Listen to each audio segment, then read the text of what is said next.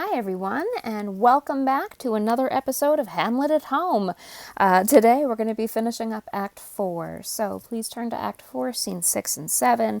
We're just going to go through this quickly and finish up the act today, alright? So, Horatio and some gentlemen enter, and basically he's told that somebody wants to speak to him.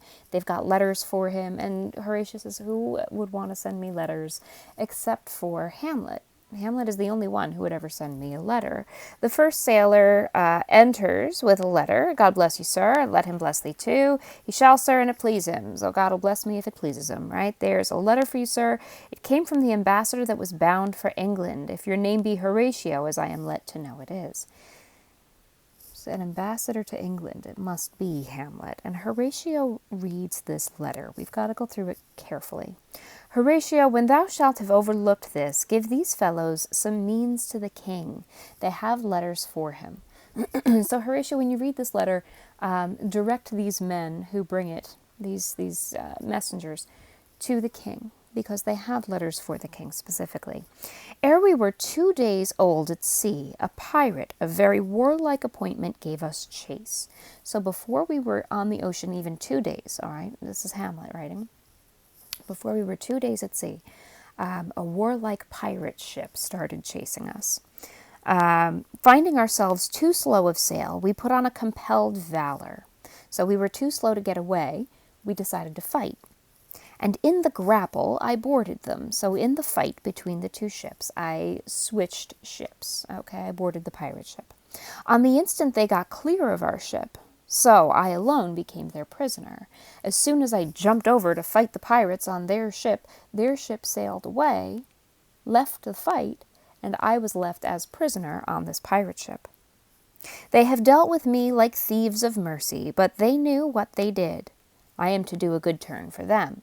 So they were very good to me, and they, didn't hurt me or anything, but now I've got to pay them back.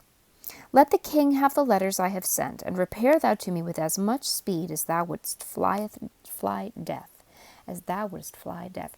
So, show these guys to the king, let them give their letters to the king, and then come to find me as fast as you possibly can. I have words to speak in thine ear will make thee dumb. I have words to tell you that would make you unable to speak. Yet are they much too light for the bore of the matter, these words, even though they would make you unable to speak. I can't write them here. These good fellows will bring thee where I am, right? They'll show you where I am. Rosencrantz and Guildenstern hold their course for England. They're still on their way to England. Hamlet escaped the ship, but Rosencrantz and Guildenstern are still on their way. Of them I have much to tell thee. Oh, farewell. He that thou knowest thine, Hamlet. All right, then Horatio finishes up. Come, I will give you way for these your letters, and do it the speedier that you may direct me to him from whom you brought them.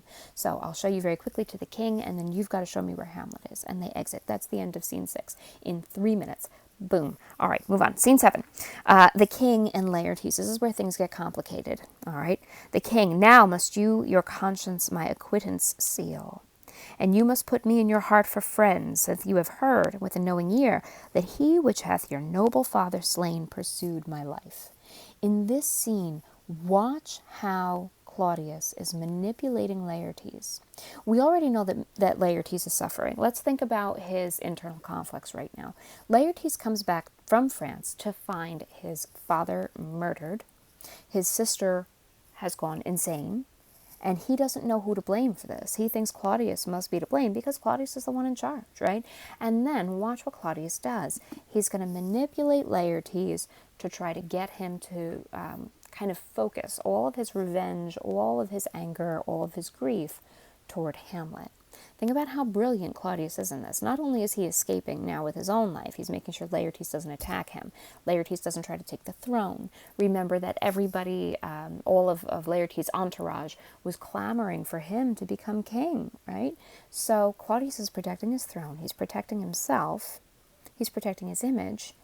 And he's directing Laertes' anger toward Hamlet. So if Hamlet ever is a problem again, he'll be taken care of, okay?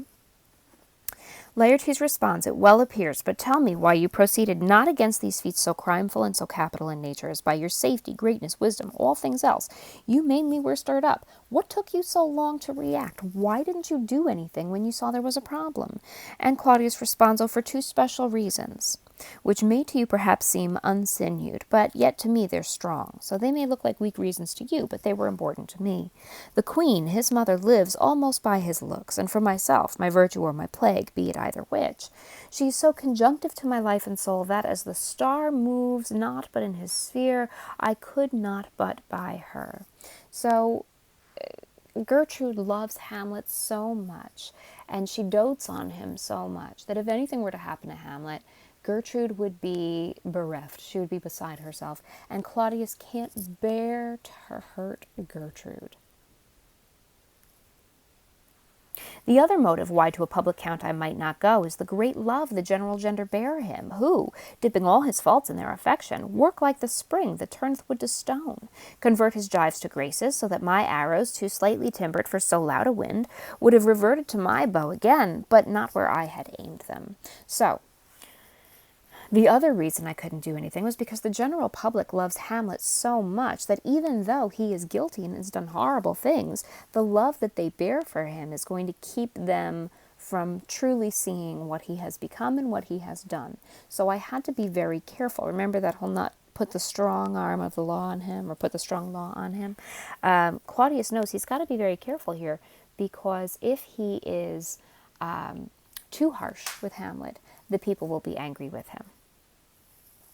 Laertes responds, "And so have I a noble father lost, a sister driven into desperate terms, madness, whose worth, if praises may go back again, stood challenger on mount of all the age for her perfections. But my revenge will come." He's mourning his sister right now, and her grief, and her madness, because he says she was as close to perfection as people can be. She was so innocent and sweet and wonderful, and she's gone to madness now, right? The king responds, "Break not your sleeps for that. You must not think that we are made of stuff so flat and dull that we can let our beard be shook with danger and think it pastime. You shortly shall hear more. I loved your father, and we love ourselves, and that, I hope, will teach you to imagine." And then a messenger enters. It looks like Claudius is about to tell Laertes the plot that Claudius has devised to stop Hamlet, when a messenger enters with letters. And so their whole conversation is interrupted here. How now, what news, right? "Letters, my lord, from Hamlet. This to your majesty, this to the queen." So there are two separate letters that are brought in, right? The messenger gives the letters to Claudius from Hamlet. The king is confused. Who brought them? The messenger says, "Sailors, my lord," they say. "I saw them not. They were given me by Claudio. He received them of him that brought them," right? "Laertes, you shall hear them."